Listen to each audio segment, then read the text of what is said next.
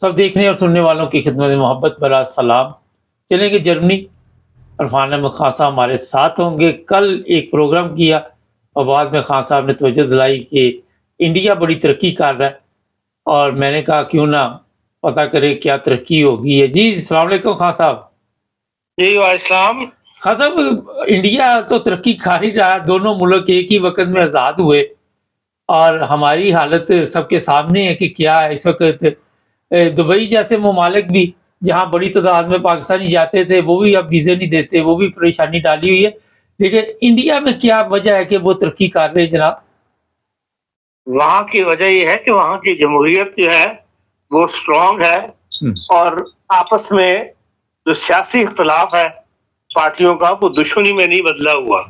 وہاں ہر جو سیاسی کارکن ہے یا سیاسی لیڈر ہے وہ ملک کا بہرحال سوچتا ہے، پہلے ملک کا سوچتا ہے اور پھر اپنا یا اپنی سیاسی پارٹی کا سوچتا ہے.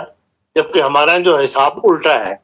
ہمارا جتنے بھی اب تک ہمارے حکمران رہے ہیں یا سیاسی پارٹیاں وجود میں آتی رہی ہیں، ان سب کے اندر یہی دیکھا گیا کہ وہ اپنی فکر کرتے ہیں، اپنا مفاد دیکھتے ہیں، اور اپنی رعایتیں اور اپنی تنخواہیں وغیرہ بڑھانے میں زیادہ انٹرسٹڈ ہیں. عام جو پاکستانی کا ہے اس کا معیار زندگی بلند ہو، ملک کا انفراسٹرکچر ٹھیک ہو، اس طرف کسی کی توجہ نہیں ہے. تو توقعات عمران خان سے ہم نے باندھی تھی یا عوام نے باندھی تھی، وہ دیکھ لیں. اب یہ جو کیس نکلے ہیں 19 ملین کے، اس سے ریاض حسین کا جو تمام کاروائیاں باہر آ رہی ہیں، اس میں اب تو فریاد سامنے آنی شروع ہو گئی ہیں کہ کس طرح بند لفافے کے اندر جو ہے وہ عمران خان صاحب نے اس کو فائدہ پہنچایا ریاض حسین کو، اور خود بھی 400 سے اوپر 483 ایکڑ کتنے ایکڑ زمین جو ہے وہ ریاض حسین صاحب کو دے دی گئی کہ وہ اس کے اوپر تعمیر کریں، نئی انڈسٹری بنائیں. اور یہ تمام باتیں جو ہیں انڈیا اس سے مبرہ ہے، اسی لیے ترقی کر رہا ہے. جب ہم کہتے ہیں انڈیا ترقی کر رہا ہے تو وہ لوگ کمرس میں لکھنا شروع کر دیتے ہیں جناب کہ آپ پاکستان کے مخلص نہیں ہے. تو کسی میں چھائی دیکھی، ابھی انہوں نے ایک ٹرین بھی چلائی ہے، ذرا اس کے بارے میں بتائیں گے ہمارے دیکھنے والوں. دیکھیں بات یہ ہے کہ جو چیز حق سچ ہے، جو حقیقت بن کر دنیا میں دیکھ رہی، دنیا کو بتا رہی ہے اور انڈیا بتا رہا ہے، اس سے آنکھیں پھیرنا جو ہے اسے سبق سیکھنا چاہیے، بجائے اس سے کہ اس کو دشمنی تصور کیا جائے. ابھی کیا ملک ہے آپ کا چھوٹا سا، یہ عمان جو ہے، عمان ایک چھوٹا سا ملک ہے، چھوٹی سی ریاست ہے جس سے آپ نے خریدا تھا بلوچستان جو ہے. اب اس کے بھی کل میں پڑھ رہا تھا کہ وہاں پہ انہوں نے انڈیا عمان جو ٹریڈ جوائنٹ سیشن کمیٹی ہے اس کا اجلاس 11واں اجلاس ہوا ہے، اور اس میں انہوں نے کہا کہ ہماری تجارت جو ہے عمان جیسے ملک کے ساتھ، جو لال پور جتنا ملک ہے، $9 بلین جو ہے وہ ان کی تجارت ہے انڈیا کی. اور اب بھی انہوں نے جو نئی اس میں جوائنٹ سیشن کمیٹی کی ہے اس میں ٹیکنالوجی، ادویات بنانے کی اور زراعت اور انفراسٹرکچر جو ہے اس کے اندر انڈیا جو ہے اس کی مدد کرے گا. تو یہ ممالک ہماری طرف کیوں نہیں دیکھتے؟ تو مسلمان ممالک ہیں، اس لیے کہ ہمارے یہاں نہ سیاسی سیٹ اپ صحیح ہے، نہ ہمارا اپنا، ہم نے ترقی نہیں کی تو دنیا ہم سے کیا کوئی سبق سیکھے گی.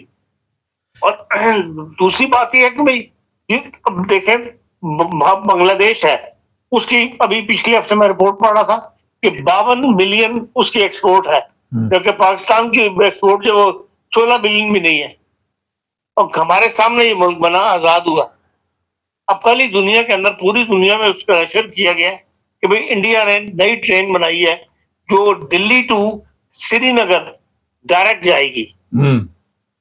800 کلومیٹر کا وہ نیا ٹریک انہوں نے بچھایا ہے جو دلی، امبالہ، لدھیانہ، جالندھر، پٹھان کوٹ، جموں سے سری نگر میں جائے گی.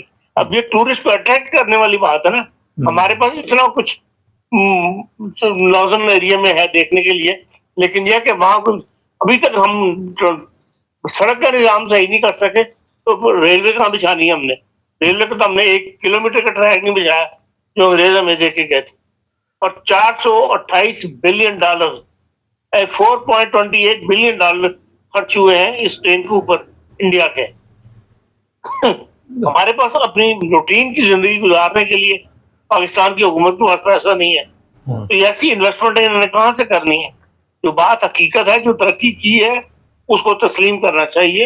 اب یہ 22 کوچز کی ٹرین وہ کہتے ہیں ہم چلائیں گے، جس میں 18 ایئر کنڈیشن کوچز ہیں، 2 سامان کے لگیج کے ہیں اور 2 انجن جو ہے وہ ٹریول کریں گے. 943 برج بنانے پڑے ہیں ان کو. اچھا. 38 ٹنل بنائی ہیں انہوں نے، 38 ٹنلز.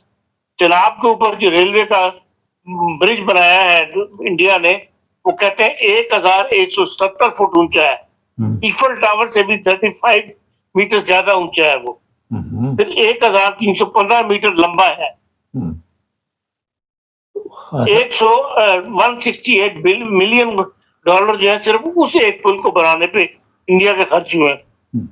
اگلے ترقی کر رہے ہیں تو یہ خرچے کر رہے ہیں نا. اور کرایہ 49,000 پر رکھا ہے ایئر کنڈیشن کوچز کے ساتھ. دنیا لازمی ان کو تو اس طرح وہ جو ٹورسٹ ہے اس کے لیے ایک آسانی پیدا کی ہے انہوں نے، کشمیر جانے والے کے لیے. اور انڈیا میں کشمیر ہی دیکھنے کی چیز ہے دنیا کے لیے. خان صاحب اس لیے جی ایک بڑا اہم سوال ہے، ہماری ریلوے یا پی آئی اے یا جو بھی ہے یہ خسارے میں جا رہی ہے، اور دوسری طرف انڈیا پل بنا رہا ہے، ہم قرضہ لے کے چلاتے ہیں سسٹم کو، وہ ان کے اوپر قرضہ بھی نہیں ہے، پھر بھی ہم کہتے ہیں جی پاکستان جو ہے وہ ترقی کر رہا ہے. ریلوے جیسا پروجیکٹ پاکستان میں 22 کروڑ کی آبادی ہے، وہ بھی لاس میں جا رہا ہے. ایئر ویز ہے وہ لاس میں گئی، اخیر 47 جہازوں سے 19 جہازوں پر آ گئے. ابھی میں پیچھے پاکستان کے افسر کے ساتھ بیٹھا ہوا تھا، پتا کیا میں نے کہ بھائی پی آئی اے چلے گی، یورپ آنی شروع ہوگی، اب کیا دے رہا ہے آپ کے لیے اس سے؟ وہ کہتے جہاز ہی نہیں، کہاں سے چلائے ہم؟ جو ہمارے پاس پرانے جہاز ہیں وہ جرمنی نے بھی اب کلیم کر دیا کہ جی وہ 3 ٹن ایئر بس نہیں آئے گی یہاں پہ، وہ پرانی بہت ہے پاکستان کے پاس. نہیں تو یہ گیت تو بڑے گا رہے ہیں کہ بڑے ہمارے جی پی آئی اے چلے گی اور خوشحالی آئے گی ملک میں، 2 شہر کی نہریں بہنی شروع ہو جائیں گی. دیکھیں پی آئی اے کو چلانا کے لیے آپ کے پاس سرمایہ چاہیے. پی آئی اے خود ڈوبی ہوئی ہے، اس کو وہ بیچنے کی فکر میں ہے. اب یہاں نئی انویسٹمنٹ کرنی پڑے گی، نئے دفتر لینے پڑیں گے، نیا سٹاف آئے گا، اس کے لیے گھر لینے پڑیں گے رہنے کے لیے. یہ سارے انویسٹمنٹس ہیں نا. رزلٹ تو بعد میں ملے گا، شروع ہوگی اس کے بعد انکم آنی شروع ہوگی نا. اور جب پی آئی اے بند ہوئی ہے اس وقت بھی فرینکفرٹ کا جو ایئرپورٹ ہے یا فرینکفرٹ کا جو ان کا اسٹیشن ہے وہ پروفٹ میں نہیں جا رہا تھا، لاس میں جا رہا تھا. ایمسٹرڈیم بھی فرینکفرٹ بھی، یہ ایک ہی فلائٹ تھی جو ایمسٹرڈیم فرینکفرٹ دونوں کو کور کرتی، اور دونوں اسٹیشن پی آئی اے کے لاس میں تھے. اس لیے ہماری ترقی اس وقت تک نہیں ہوگی جب تک ہمارے سیاستدان کی کرپشن ختم نہیں ہوگی. خان صاحب جس طرح ابھی آپ نے پی آئی اے کے متعلق بتایا، تو یہ بھی اسی طرح ہی پی آئی اے چلائی جا رہی ہے جس طرح ملک کو چلایا جا رہا ہے. ابھی تک تو ایسی چلائی گئی ہے، جس زمانے میں صحیح چلائی گئی تھی اس زمانے میں پی آئی اے کا نام تھا. اب جب سے کرپٹ لوگ آئے ہیں، سیاستدانوں کا عمل دخل شروع ہوا ہے اس کے اندر پی آئی اے کے اندر، تو وہ بھی لاس میں چلتی چلے گی.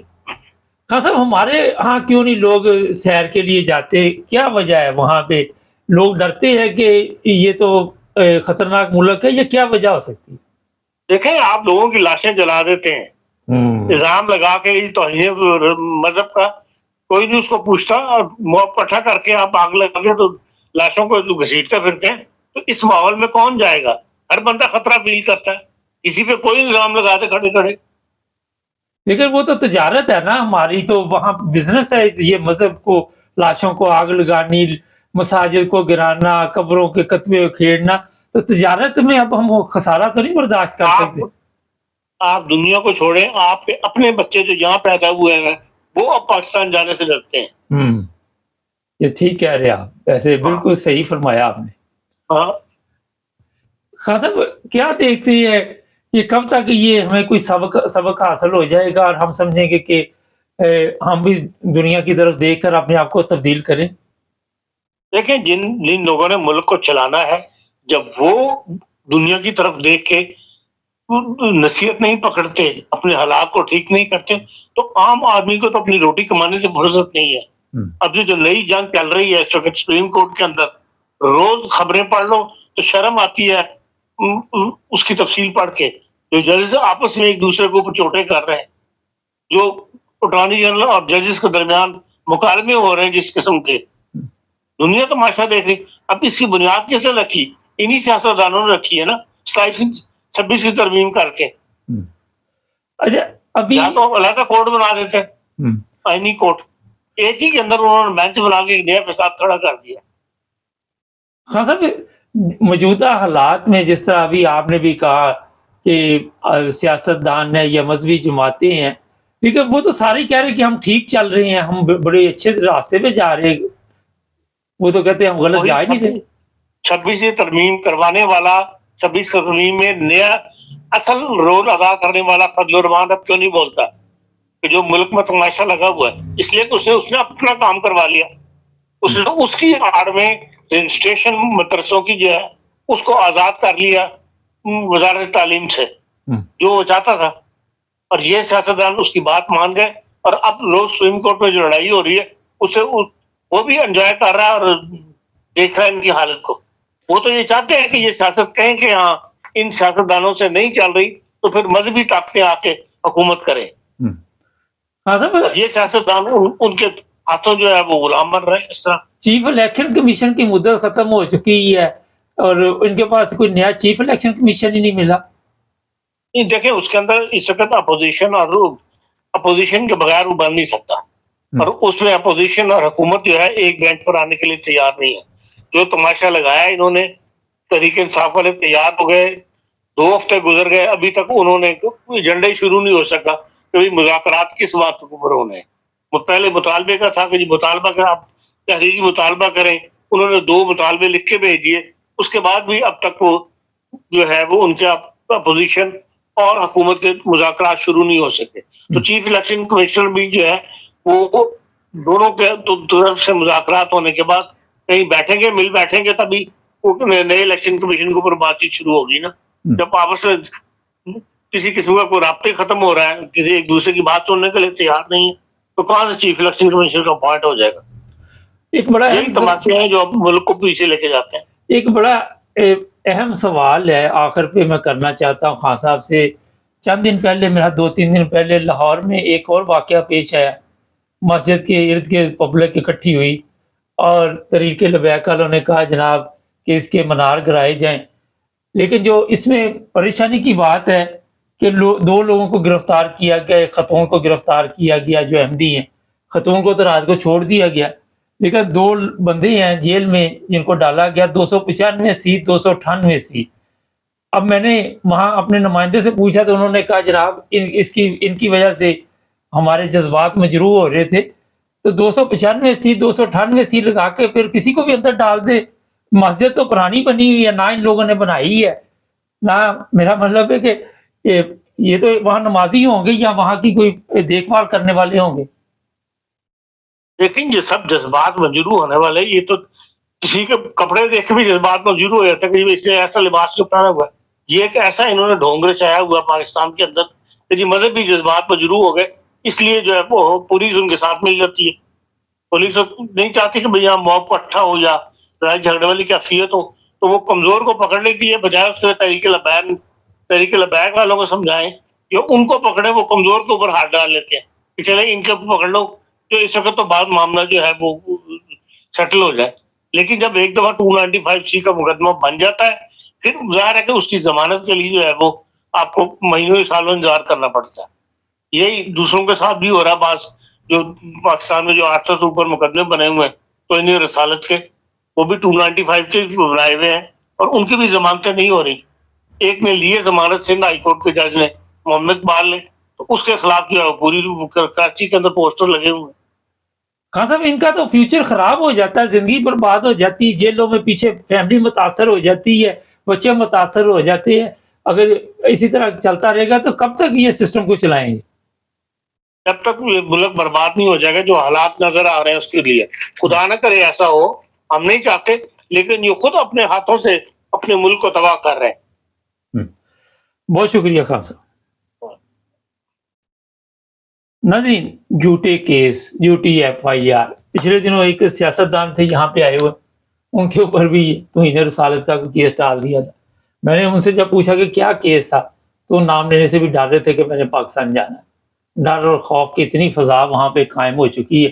اور پھر انڈیا کے متعلق ہمارے بیانات آتے ہیں کہ وہاں پہ جو مذہبی طور پہ یا انسانی حقوق کی وہاں پہ جو بات کرنے والے ہیں وہاں انسانی حقوق کا خیال نہیں رکھا جاتا.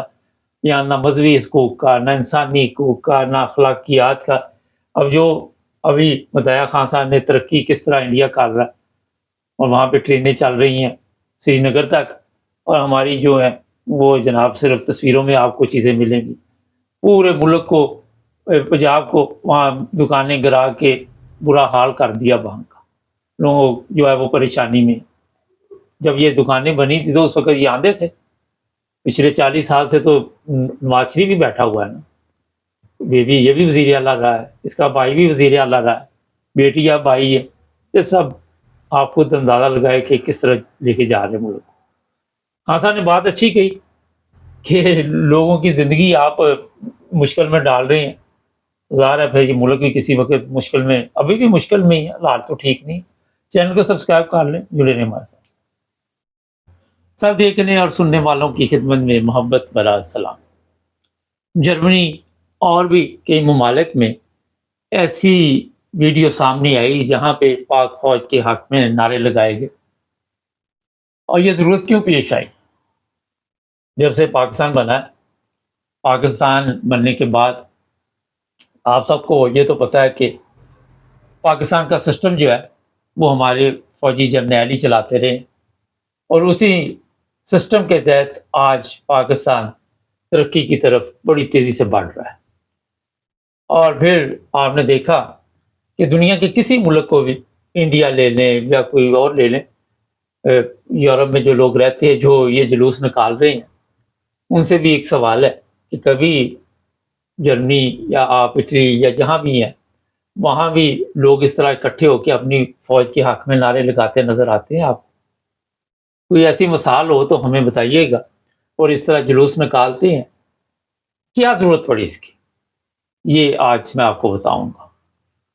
پرابلم جو سب سے بڑی ہے کہ جب اپنی فوج کے اوپر لوگ آواز اٹھانی شروع کر دے اور ان سے خوش نہ ہو، اور پتہ چل جائے کہ اصل پیچھے چہرے جو ہیں وہ کیا ہیں. اور آپ نے دیکھا سوشل میڈیا پہ بھی کچھ لوگ بیٹھے ہوئے ہیں اور اس طرح جرنیلوں کی تصویریں لگا کر تو ان کے لیے پروگرام کرتے ہیں. ہو سکتا ہے پیچھے ہماری فوج کے جوان ہی بیٹھے ہوں، کیونکہ لڑائی شڑائی تو ہم نے جو کرنی ہے وہ آپ سب کے علم میں ہی ہے کہ ہمارے بارڈر کتنے محفوظ ہیں اور ہم کتنے محفوظ ہیں. اور پھر یہ اشتہار چلائے جاتے ہیں کہ اگر فوج نہ ہوتی تو ہم سو نہیں سکتے تھے. کوئی کسی طرح کی پوسٹ لگا رہا ہوتا ہے، دیکھیں فوج ہماری ہے. یہ جو حالات بنے ہوئے ہیں، ہم اپنے آپ کو بتانا چاہتے ہیں کہ ہم اچھے ہیں. کبھی پاکستان کے شہروں میں بورڈ لگائے جاتے ہیں، چیف آف آرمی اسٹاف کی تصویریں لگائی جاتی ہیں، کبھی کسی جرنیل کی تصویر لگائی جاتی ہے. اور اگر آپ اس کے مقابلے میں انڈیا دیکھ لیں یا یہاں پہ آپ دیکھ لیں یورپ میں یا کوئی بھی ملک دیکھ لیں، وہاں پہ ان لوگوں کو ہیرو مانا جاتا ہے جنہوں نے ملک کے لیے کچھ نہ کچھ کیا ہو. تصویریں پھر بھی نہیں ان کی لگتی، پھر بھی ان کے گیت نہیں گائے جاتے جتنے ہمارے پھر چیف آف آرمی اسٹاف کے لیے گیت گائے جا رہے ہیں. یہ ضرورت کیوں پیش آ رہی ہے؟ یہ ہے سوال. اصل آج کے کامنٹس میں ضرور لکھیے گا. دیکھیں ملک تو ترقی کر رہا ہے ہمارا، ہمارے فوجی جوان، ہمارے جرنیلوں نے رات دن محنت کر کے ہمارے ملک کو ایسی جگہ پہ پہنچا دیا کہ وہاں پہ اب لوگ جو ہے پاکستان میں کام ڈھونڈنے کے لیے دوسرے ممالک سے آتے ہیں. یہاں تک کہ یورپ سے بھی یہ جو لوگ ان کے حق میں نعرے لگا رہے ہیں، یہ لوگ یورپین کو بھی اپنے ہمارے پاکستان میں بھیجتے ہیں کہ ہمارا ملک جو ہے وہ اتنا محفوظ ہے، بزنس اتنا زیادہ ہے، کاروبار اتنا زیادہ ہے کہ آپ یہاں پہ آئیں اور پیسہ لگائیں اور پیسہ بنائیں. آپ نے دیکھا ہوگا کہ اگر پاکستان کا کوئی بھی سپریم کورٹ کا لے لیتے ہیں جج، چیف جسٹس لے لیتے ہیں، جرنیل لے لیتے ہیں، وہ انگلینڈ میں 4 گھر خرید لیتے ہیں، اسپین، کینیڈا، پتہ نہیں کہاں کا 5 گھر پراپرٹیاں لے لیتے ہیں. مگر جو انگلینڈ کا جج ہے یا انگلینڈ کا سیاست دان ہے وہ ساری زندگی میں ایک گھر بناتا ہے. تو یہاں سے آپ کو پتا ہونا چاہیے کہ ہمارا ملک ترقی کر رہا ہے نا، ان کا تو نہیں کر رہا. ہماری کرنسی جو ہے وہ مضبوط ہے ان کی کرنسی کے مقابلے میں. یہ سوچنے والی باتیں ہیں، لیکن آپ کے ذہن میں یہ نہیں آئیں گی. تو جن لوگوں نے بھی یہ کام شروع کیا ہوا بڑا اچھا کام ہے، کیونکہ ہمارے جو جرنیل ہیں انہوں نے پوری دنیا میں پاکستان کی جو عزت ہے اس کے لیے رات دن اتنی محنت کی ہے کہ اب پاکستانی جہاں بھی جاتے ہیں وہ ایسے ویلکم کرتے ہیں کہ پھولوں کے ہار پہنائے جاتے ہیں، خوش آمدید کے نعرے لگتے ہیں. یورپ میں آتے ہیں تو پھر بھی بڑے خوش ہوتے ہیں یورپین. وہ کہتے ہیں جناب اتنے سمجھدار پڑھے لکھے تعلیم یافتہ مذہبی لوگ کہاں تھے اب تک؟ ہمارا ملک اتنا پیچھے چلا گیا، اگر یہ پہلے آ جاتے تو زیادہ بہتر ہو جانا تھا، جلدی ترقی ہم نے کرنی تھی. تو ہمارے جرنیلوں نے جو رات دن محنت کی اس کے پھل آپ پوری دنیا میں پاکستانی جو ہے وہ میرا خیال ہے کھا بھی رہے ہیں. اور جو یورپین ہے کہ دوسرے ترقی یافتہ ممالک اپنے آپ کو کہتے ہیں مگر ترقی یافتہ، تو میں نے آپ کو مثال دے دی کہ ہمارا ملک ہے جس کے سیاست دان دبئی میں پراپرٹیاں خرید سکتے ہیں لمبی، جس کے سیاست دان جو ہے وہ کسی بھی ملک میں پراپرٹی خرید سکتے ہیں. آپ نے دیکھا کبھی کہ جرمن سیاست دان ہو، انگلینڈ کے سیاست دان ہو، ان کے پاس اتنی رقم نہیں ہوتی کہ وہ جا کے دبئی یا ایسی جگہ پہ پراپرٹیاں خریدتے رہے. یہاں جرمنی کے کئی سیاست دان ہیں جو سیاست چھوڑ چکے، کئی فوجی جرنیل کیونکہ یہاں پہ رہتے ہیں. تو ہمارے کیونکہ وسائل زیادہ ہیں، پیسہ بے بہا ہے. یہ لوگ کہتے ہیں پاکستان میں غربت بڑی ہے، وہ بھی بے وقوف ہے، ان کو نظر نہیں آتا کیونکہ غربت کہاں ہے. یہ تو خود جان بوجھ کے یہ لوگ جو ہے وہ ڈائٹ کرتے ہیں، اپنے آپ کو فٹ رکھتے ہیں، سمارٹ رہتے ہیں اور کوشش کرتے ہیں کہ پیٹ نہ بڑھ جائیں ان کے. یہ اصل میں وجہ ہے. آپ نے دیکھا ہمارے آٹومیٹک ڈائٹنگ ہو رہی ہے، دیکھیں یورپ میں مشینیں لگائی ہوئی انہوں نے، یہ پارکوں میں انگلینڈ میں جو لوگ رہتے ہیں لوگ بیچارے کتنی محنت کرتے ہیں، پھر جا کے سمارٹ ہوتے ہیں، جم بنے ہوئے ہیں، وہاں پہ پیسے دیتے ہیں پھر. لیکن ہمارے کیونکہ جرنیلوں نے ایک زبردست سسٹم دیا عوام کو، اور اس چیز کی ضرورت ہی نہیں ہمیں پڑتی کہ کسی جم جائیں، کسی پہ جا کے کوئی پارک میں دوڑ لگائیں، ضرورت ہی نہیں ہمیں. ہماری خوراک اتنی زبردست ہے، جو بھی چیز ہمارا دل چاہتا ہے ہم اسے دیکھ لیتے ہیں. غریب کا جو بھی دل چاہتا ہے کہ چیز ہم نے کھانی ہے، ضرورت نہیں پڑتی. آج کا ہم ٹک ٹاک پہ دیکھ کے خوش ہو جاتے ہیں کہ اسے مٹھائی کہتے ہیں، اسے سیب کہتے ہیں، اسے کیلا کہتے ہیں. اور جب یہ چیزیں ہم دیکھتے ہیں تو وہ غذا ہمارے اندر چلی جاتی ہے. تو بڑا زبردست یہ کام کیا ہوا ہمارے جو بھی فرینکفرٹ میں یا جس ممالک میں بھی لوگ ہیں. تو میرا خیال ہے کہ آپ کو ہر ہفتے میں یہ ریلی نکالنی چاہیے، یا پھر آپ ایسا کریں کہ ہفتے میں 2-3 دفعہ باقاعدہ طور پر یہ اہتمام کیا کرے اور وہاں سڑکوں پہ نعرے لگائے، پاک فوج کے گیت گائے، جرنیلوں کے گیت گائے. جتنی تعریفیں میں نے ان کی یہ معمولی ہی ہے، اس پر تو پورا دن لگ جائے گا، لیکن میں نے شارٹ کٹ آپ کو بتایا.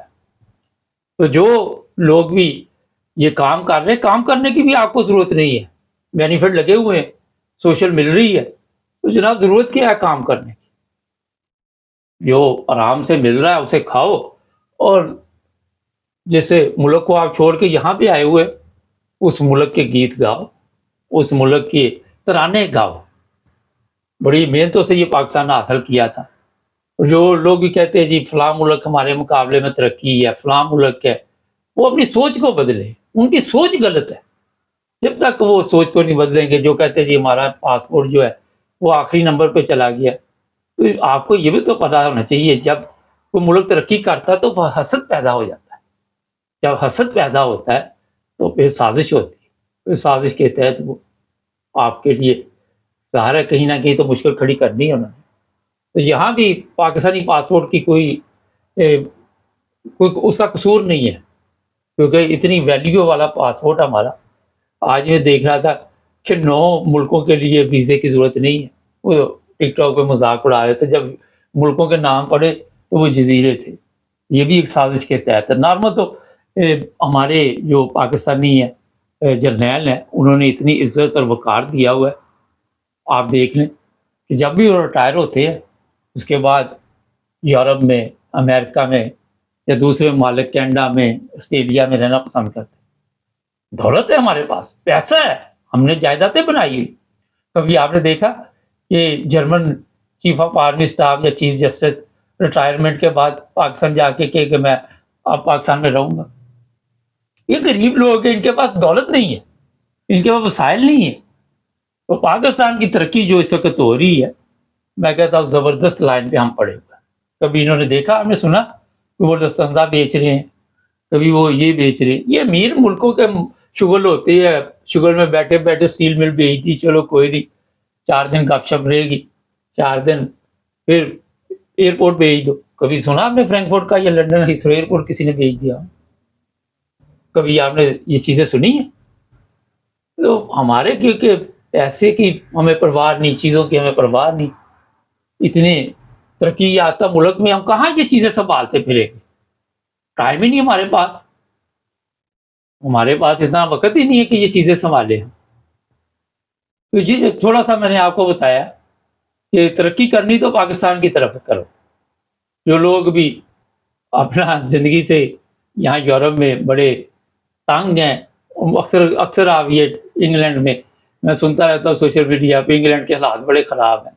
کبھی آپ نے سنا پاکستان کے حالات خراب ہیں؟ کوئی کہے؟ ہمارے فوجی جرنیل اسے اسی وقت بتاتے ہیں جناب کہاں خراب ہیں، پھر اس کو لے جاتے ہیں، پھر اس کی کچھ کلاسز ہوتی ہیں، بعد میں وہ آ کے تو کہنا شروع کر دیتا ہے جی سب سے زبردست کنٹری پاکستان ہے۔ کبھی آپ نے دیکھا کہ کوئی بھی ملک ہے وہاں جنگ کی صورتحال ہو تو لوگ اپنا سامان چھوڑ کے بھاگ جائیں؟ ہمارے پاس سامان ہی اتنا ہے، ہمارے فوجی جرنیلوں کے پاس اتنی پتلونیں ہیں، اتنا سامان ہے، مذاق نہ کیا کرو، 90,000 پتلونیں چھوڑ کے بھاگ گئے۔ وہ ہمارے پاس وہ چھوڑ دی دوسری پہن لی، اتنا کون سا پرابلم؟ وہ تو غریب لوگوں کے مسائل ہوتے کہ ایک ہی پتلون سر پہ اٹھا کے بھاگتے تھے۔ تو ہمارا بڑی اچھی بات ہے، وقت زیادہ دیں، سڑکوں پہ نکلے، ترانے گائیں، اور یہاں جو لوگ بیٹھے ہوئے ہیں وہ بھی خوش ہوتے ہوں گے، جو جرمن ہے یا جو اٹلی میں ہے یا جو کسی بھی ملک میں، اور انہیں بھی میرا خیال ہے کہ آپ کو دیکھ کر بڑی خوشی محسوس ہوتی ہو۔ یہ تھوڑی سی میں نے توجہ دلائی ایسے لوگوں کے لیے، لیکن اس میں تھوڑا اضافہ کرنا پڑے گا۔ کوشش کرے والا جتنا ٹائم اس کام پہ دے سکے نا وہ دے، اس سے اچھا کام۔ ہاں یہ کام آپ نے چھوڑنا نہیں ہے، میں یہ بھی بتا دوں، دوبارہ نہیں ملنا اس طرح کا کام آپ کو۔ یہ آپ چیک کر لیں، میری بات لکھ لیں، یہ سڑکوں پہ آ کے ہمارے جو جرنیل ہیں ان کے حق میں نہ رہے، جب اگر آپ نے یہ کام چھوڑ دیا تو کھجل ہو جائے گا، پھر نہیں ملے گا آپ کو۔ مختصر صحیح تھے، میں نے کہا چلو بتا دوں، آپ نے دیکھنے والوں کو چینل کو سبسکرائب کرے، جڑے رہے ہمارے ساتھ۔